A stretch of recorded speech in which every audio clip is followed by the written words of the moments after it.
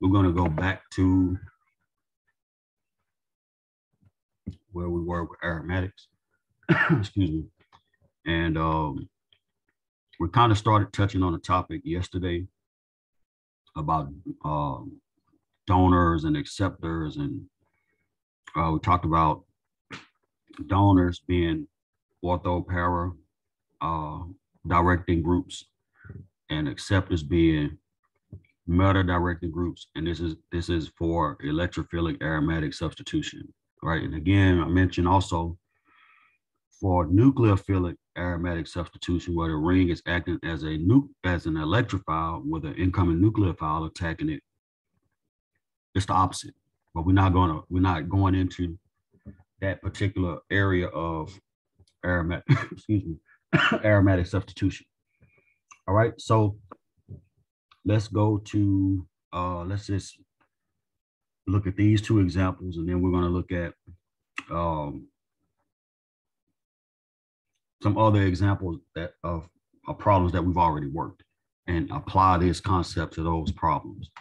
All right, so we know that here we talked about this being ortho-para.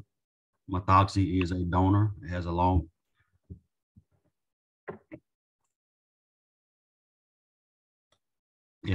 pair of electrons to donate into the ring. So it's acting as a donor. The nitro group underneath it is an acceptor, right? That nitrogen has a plus charge on it. And so there's going to be a dipole in this direction towards nitrogen, making this carbon partially positive, right? Or more partially positive, because the dipole is going to be moving in that direction of that positively charged nitrogen. All right, so that dipole makes nitrogen, in this case, an acceptor.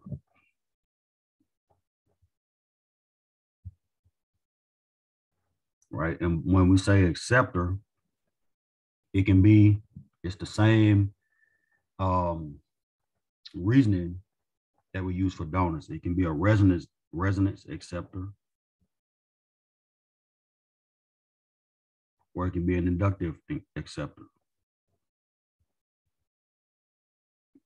So we're accepting electrons can happen by resonance or by induction. It just depends on what the functional group is that's there. In this case, you got a positively charged nitrogen, so that can actually do resonance. And actually, we're going to go through the resonance forms shortly for some other examples to show exactly why donors are ortho-para directors, which we talked about the other day. We'll talk about it again today. And then acceptors are meta directors.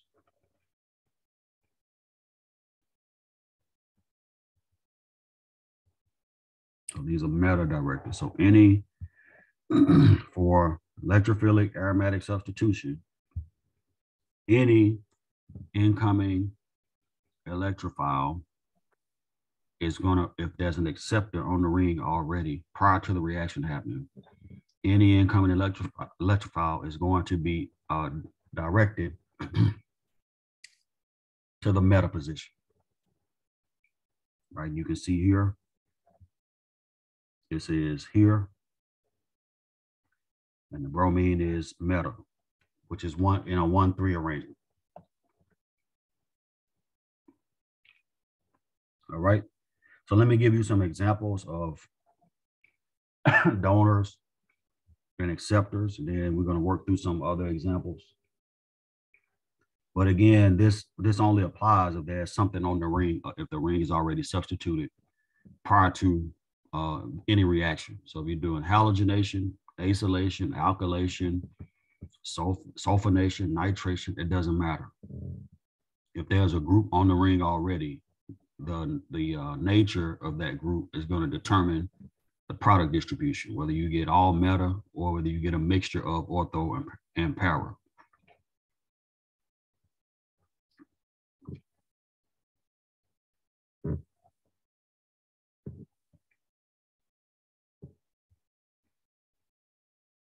Let's look at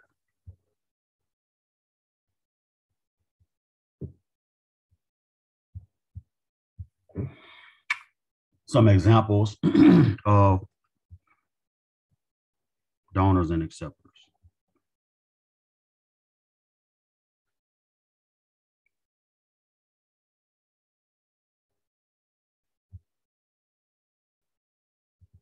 So a donor can literally be any atom with a lone pair. So if you have like an NH2 group attached to the ring, if you have a oxygen attached to the ring,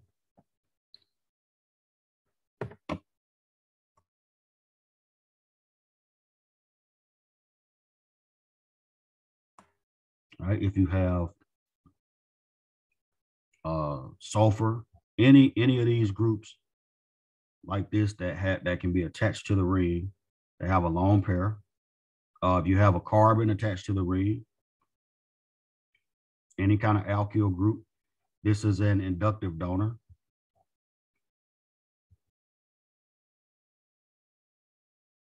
Right? Doesn't necessarily donate electrons as much as it donates electron density.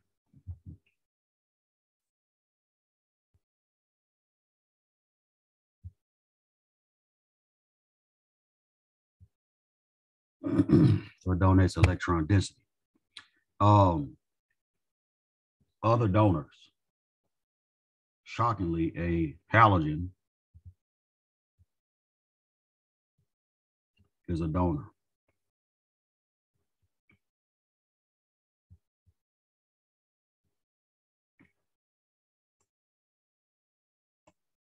It doesn't matter if it's chlorine or bromine or iodine, it doesn't matter.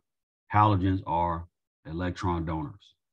All right. Even though we typically think about halogens as being highly electronegative, they're decent in terms of their electronegativity. But when you attach them to an aromatic system, then they become donors. Right. So these are examples of functional groups that can donate into the ring. Right. And with that R group, R can be whatever you want it to be. It can be a hydrogen, it can be a carbon, it can be whatever. You know, that's a generic descriptor. In organic, if we stick an R group on, it can be anything, right? But the key is that the donor, let's just take oxygen for instance, and let's just make it an OH.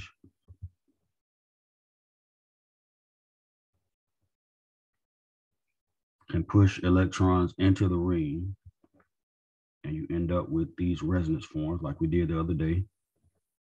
You never get enough resonance.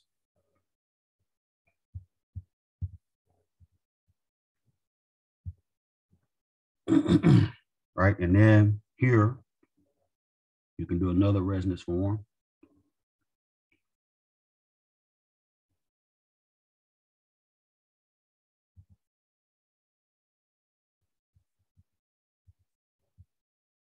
Right, and you can also do another one.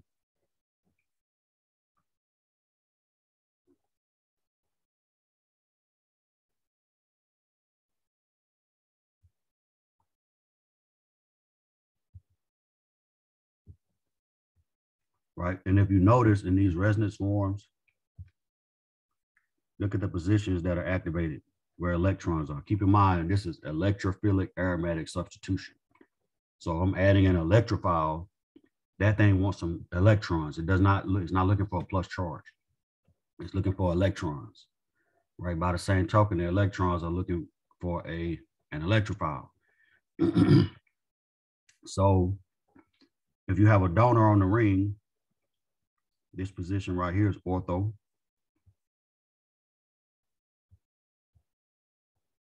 This is para. And then this is ortho as well.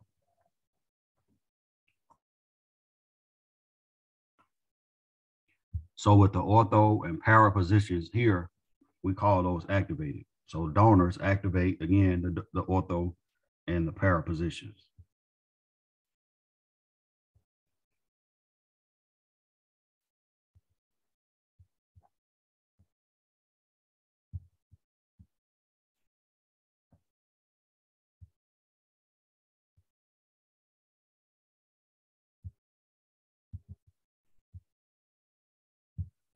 Right, so both positions get activated. And by the same token, if you do a reaction on a aromatic ring with a donor, you're gonna get two products. You're gonna get both the ortho and the para product, right?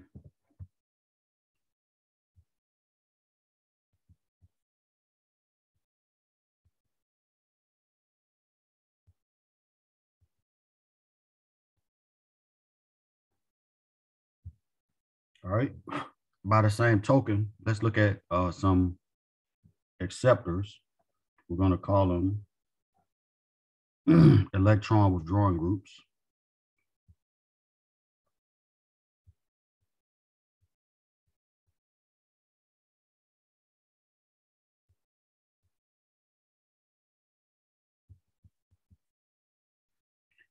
And the terminology indicates exactly what these groups do. They are able to pull electrons away from the ring, either through resonance or through induction.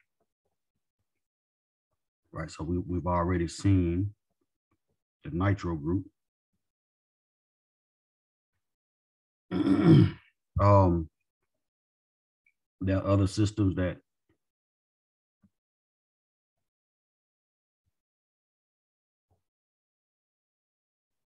also act as acceptors, so carbonyls are acceptors. Pi systems, if you stick a you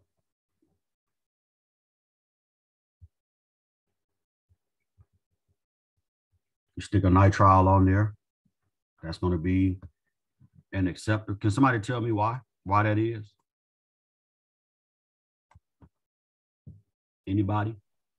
Is it because of the dipole? Okay, good. It is.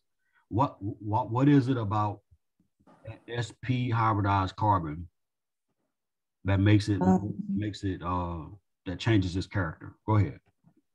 Did you say it has an empty p orbital? No, not the sp hybridized carbon. It has more to do with something we talked about in part 1, dealing with electronegativity.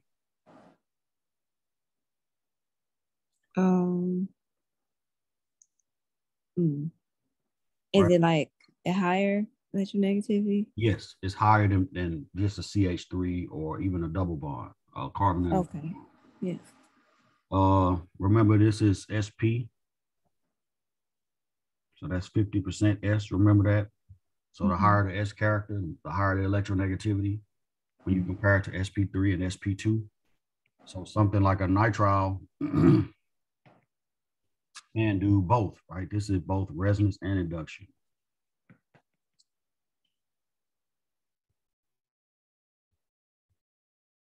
Right, it's inductive because the carbon is sp hybridized. Is resonance because you can draw an actual resonance form.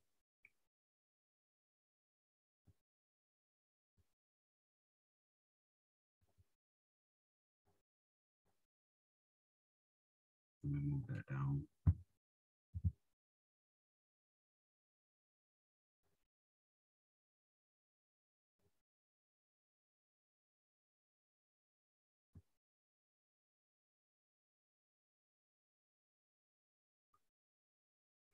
But what I want you to notice in the resonance form is this, like right here, that carbon is now positive. What position is that relative to the group that's already on the ring?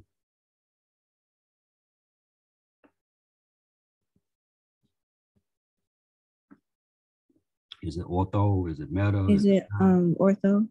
It's ortho. That's exactly right. Now, keep in mind, right? Keep in mind, if we're doing electrophilic aromatic substitution and we're adding an electrophile to the ring, if the ortho position is positive, can it pick up an electrophile?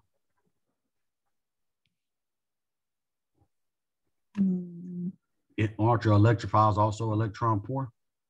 They're either positive or partially positive. Is that right? Yes. So can we put two positives together? No. No. If you're doing a nucleophile electrophile reaction, one of those has to have some electrons to give away. That's your nucleophile. The other one has to have the ability to accept a pair of electrons, right?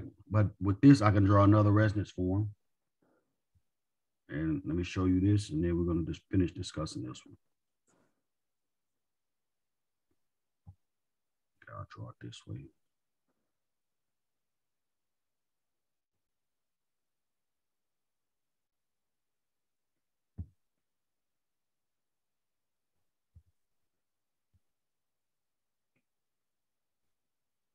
All right. What position is that where the plus charge is now? Meta. No. No, meta would be here, wouldn't it? Is it para? It's para. But it's positive, right? So if I wanted to add an electrophile, I wouldn't, if there's an acceptor on the ring and I wanted to add an electrophile, could I add it at the para position?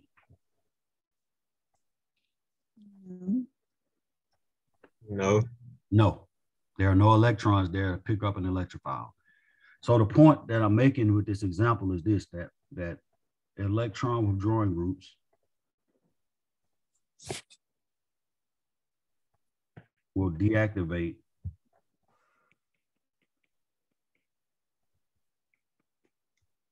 ortho and para positions. And so because of that, they are meta directives.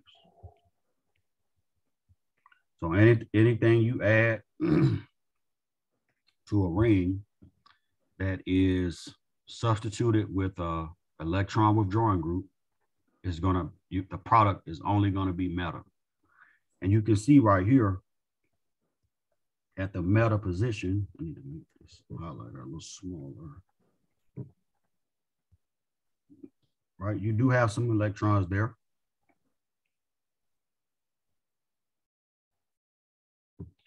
So the ortho para positions are deactivated, but the meta positions are activated.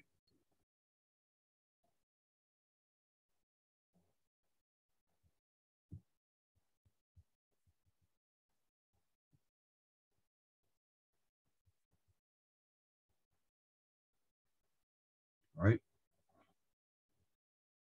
So donors are ortho-para directives because they activate ortho-para. Acceptors are meta directives because they deactivate the ortho-para positions. All right? And that's for, again, electrophilic aromatic substitution. Let me put that here.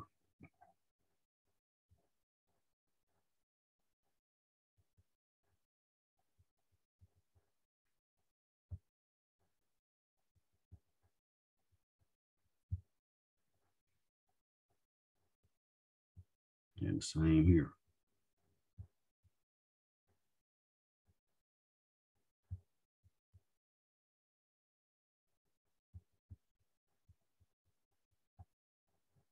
Right? If we're doing nucleophilic aromatic substitution, which we're not discussing, it will be the opposite. But for this type of reaction, this is the chemistry that happens. You activate the ortho and the para positions with donating groups. You deactivate ortho para with accepting groups. All right, so let's apply this to a couple of examples.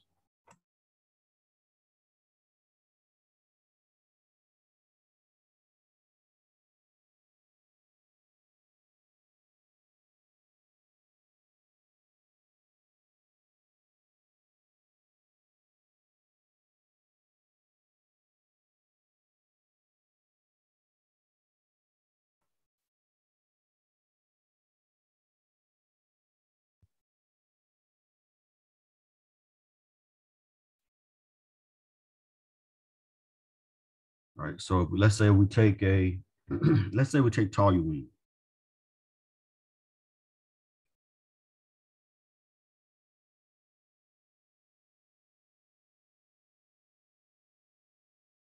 And we wanted to halogenate it.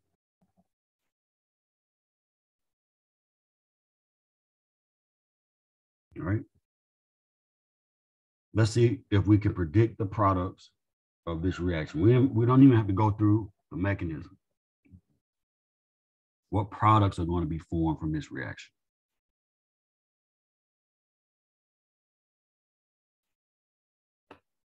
The way you answer that question is to first think about what this group is right here.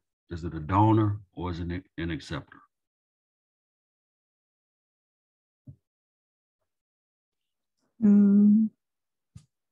It's a donor.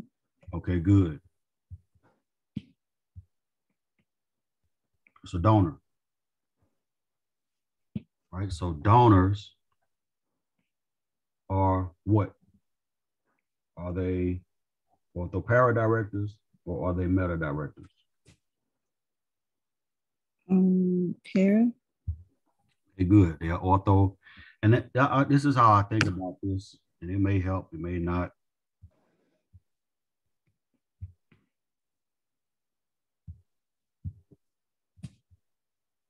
So I think about this like, just to remember, it's like dope in the morning.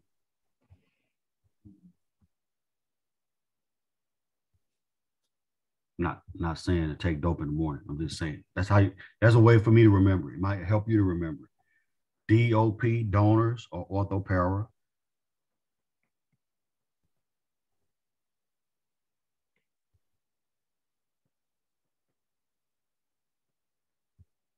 And then acceptors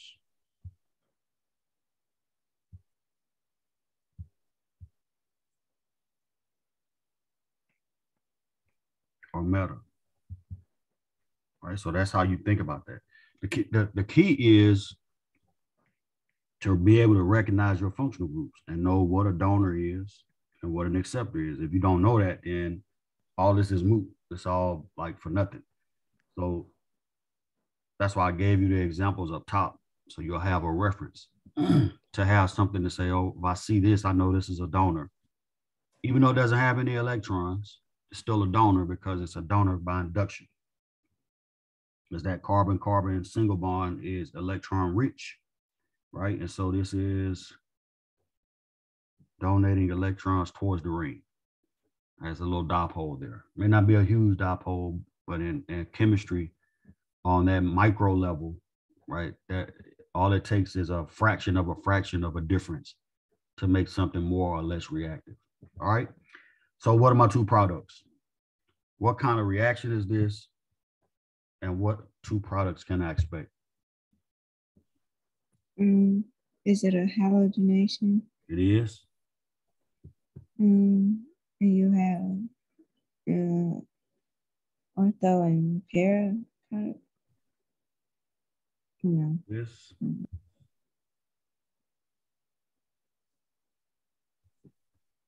Right, because that's ortho. It's a 1-2 arrangement. And then you're going to get this product.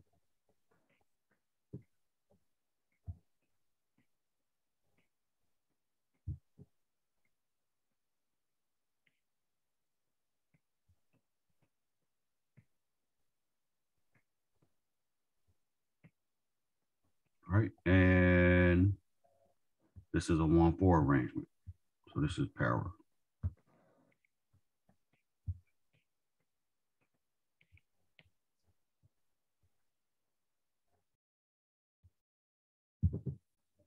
All right, and when you have large groups added, like bromine, which is a pretty good size halogen, has a pretty good size atomic radius, the para is going to be favored due to sterics. All right, somebody tell me what I mean when I say that. When I'm talking about sterics, what does that relate to? Like the the how accessible it is for the electrophile to, I don't know. That's one thing, one way to think about it when you think about SN1, SN2, and the approach of your electrophile. That's true. But in this case, it's a reference to the products and basically the spacing around the substituents, right? So there's a bit of a problem here, right? That's alleviated when that bromine is further away from that methyl group. So this is a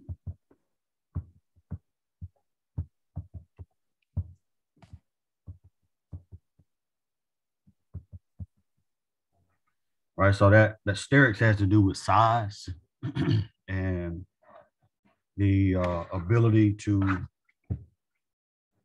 for those to interact on a spatial level, like whether they can, I hate to use the word touch because they'll never touch, but whether they get agitated by one another when they're close together like that, that's what we consider a steric interaction. Right, and then you can see in the para position,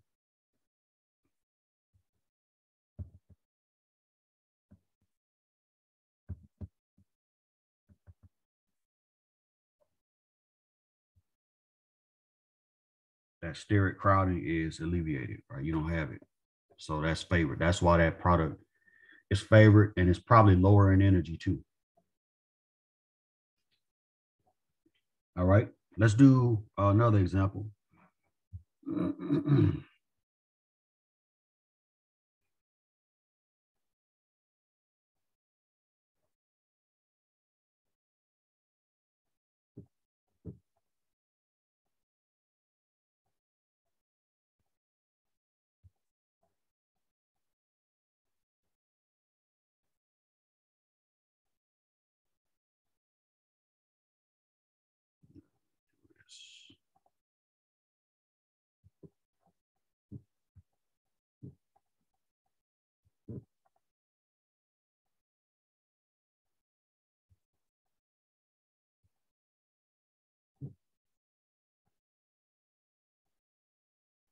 Right, so let's predict the products here.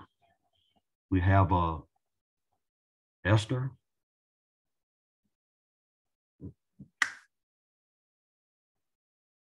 and we're going to react that with 2-chloro-2-methylpropane in the presence of aluminum trichloride. What kind of reaction is that?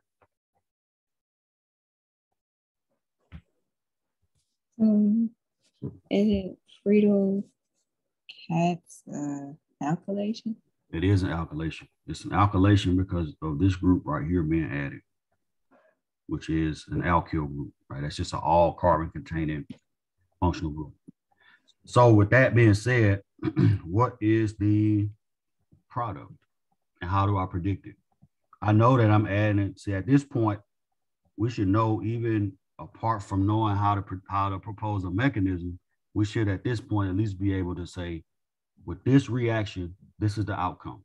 This is what I'm adding to the ring. So what is the outcome of this reaction and how do you predict it? Well, again, you got to know this, right? You got to know what this is. Is the ester group a donor or an acceptor? The answer to that question is going to get us halfway to the answer to the problem. The other half is predicting what it looks like.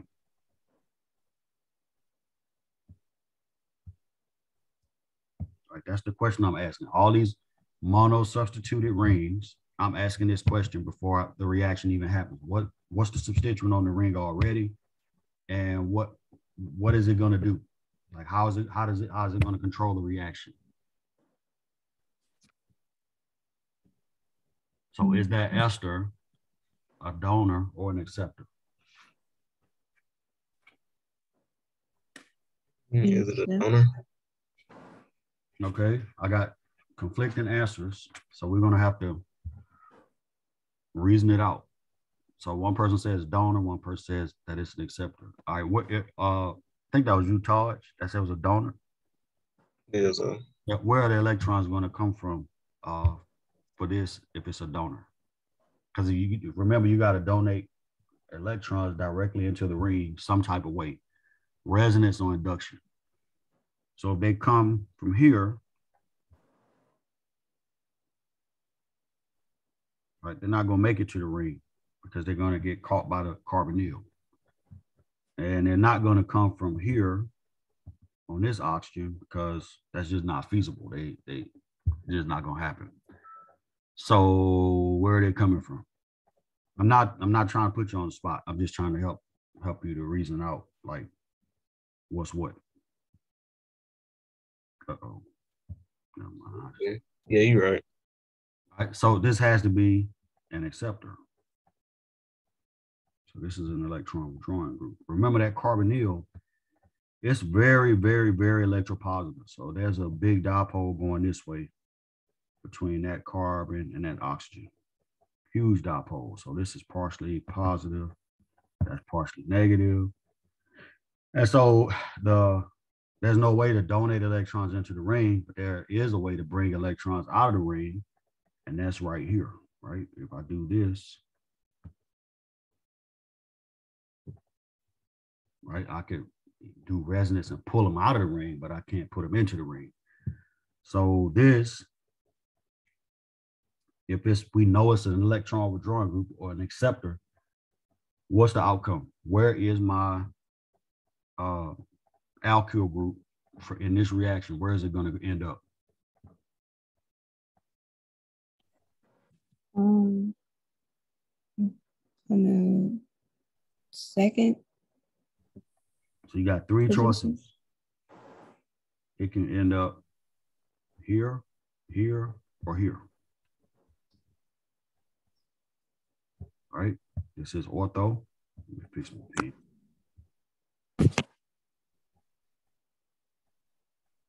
That's ortho. This is meta. And that is para relative to the group that's already on the ring. So where is it going? That's meta position. Meta. It's all electron withdrawing groups are meta directors. So any incoming electrophile has to do what the meta group tells it, the acceptor tells it to do. And if it's saying you have to go meta, then that's where it's going. All right. So let's put the product over here.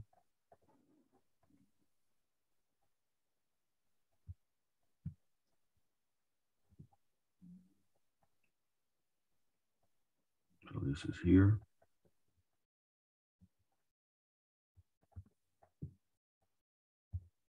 And then the meta position is here. So that tert-butyl group ends up there. All right, any questions about that? Anybody not following? Right, so that because of that, the ester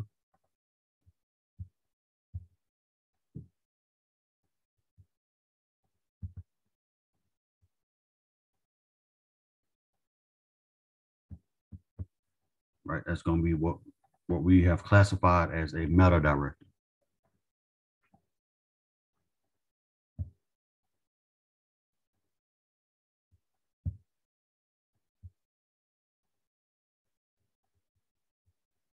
All right, just like the methyl group is an ortho para director.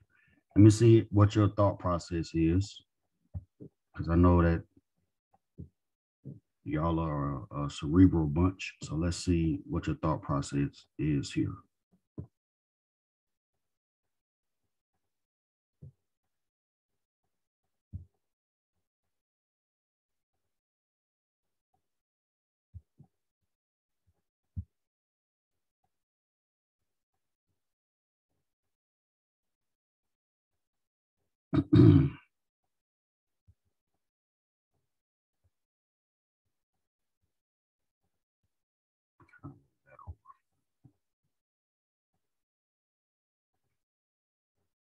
All right, what's the product here? What do you think?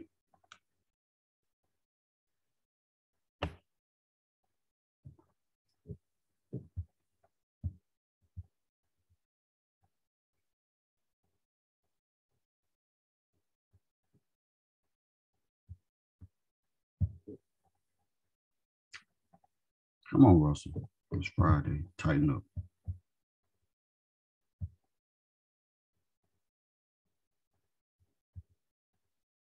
All right. Anybody? What? First of all, what type of reaction is it? Second of all, the ring has a substituent on it. What type of substituent is that? Is this?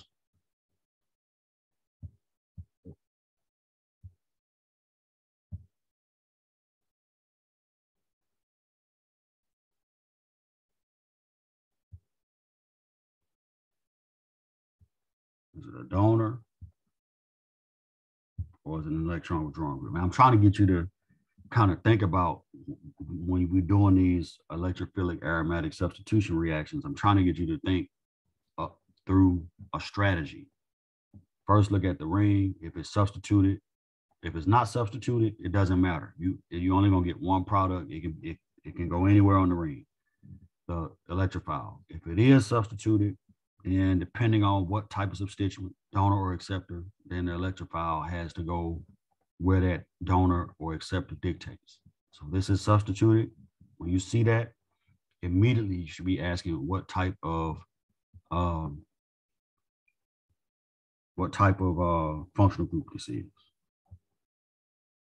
All right. Anybody?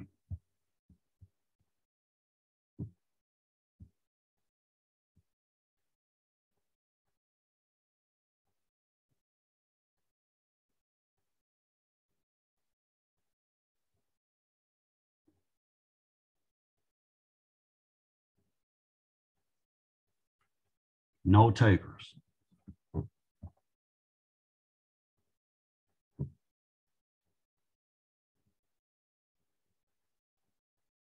What's attached to the ring?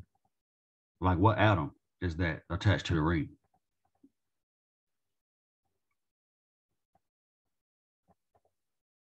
Talking about the oxygen attached to the aromatic ring.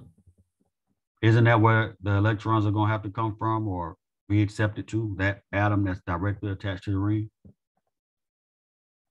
Yes, sir.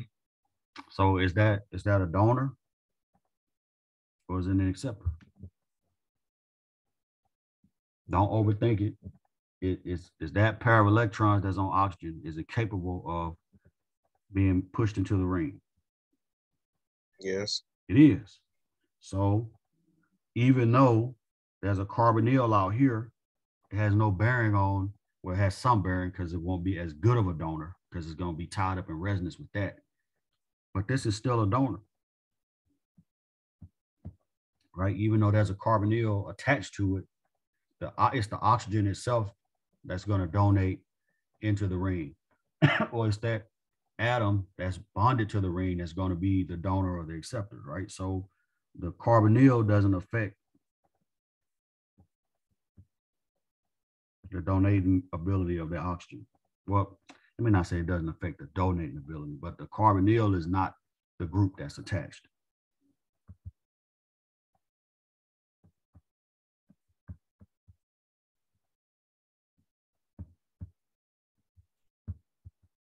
Right, so it's the oxygen. So this is a donor, right? Even though there's a carbonyl, if the carbonyl was attached where oxygen is, then it would be an acceptor. But because there's an oxygen there and not the carbonyl, then it's a donor.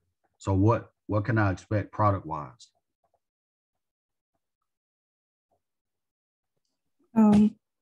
Ortho pair. It's ortho para directed. Good.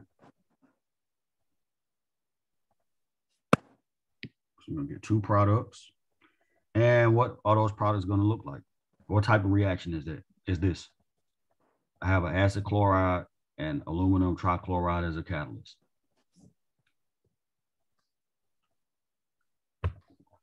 The Field-Krauss isolation. Good, good. This is an FC isolation. And again, knowing your functional groups is a tremendous help in figuring out what's going to happen in these reactions. So this is what we call an acid chloride. And that acid chloride is highly reactive, and it's a great substrate to use to do acylation, to add in a carbonyl group on multiple other functional groups. You can acylate alcohols, you can acylate thiols, you can use it here, as we've already seen. So what are my two products going to look like? Let me give you the start material back. You tell me where the acyl group is going to go. I'm going to abbreviate that ring as pH.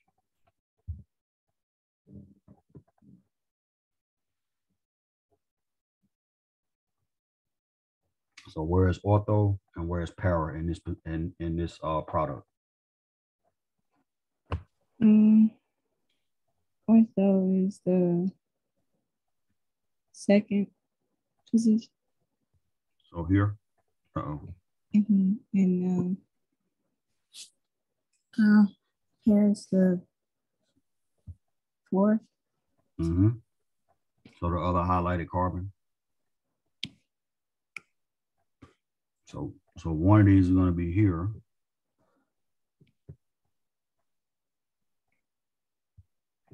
And the other product is going to be, I'll just draw it down here.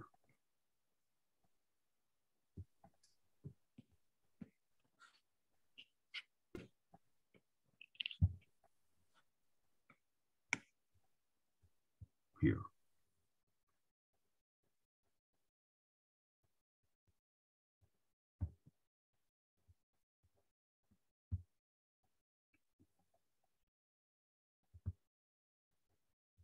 All right, so those are your two products. So that's kind of a trick. I did that on purpose by sticking that carbonyl out there just to see how you're thinking about donors and acceptors. But that oxygen is the atom that we care about. Whatever that first atom is connected to that ring, that's the atom that we're looking at, and also was bound to it to see if it's going to be a donor or an acceptor. All right, any questions about anything?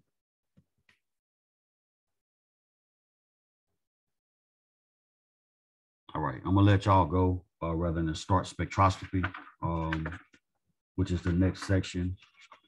We'll just stop here. We'll start spectroscopy on Monday. We're gonna start with a quick overview of mass spec and infrared, and then we're gonna talk about NMR in great detail. Go ahead, Tia.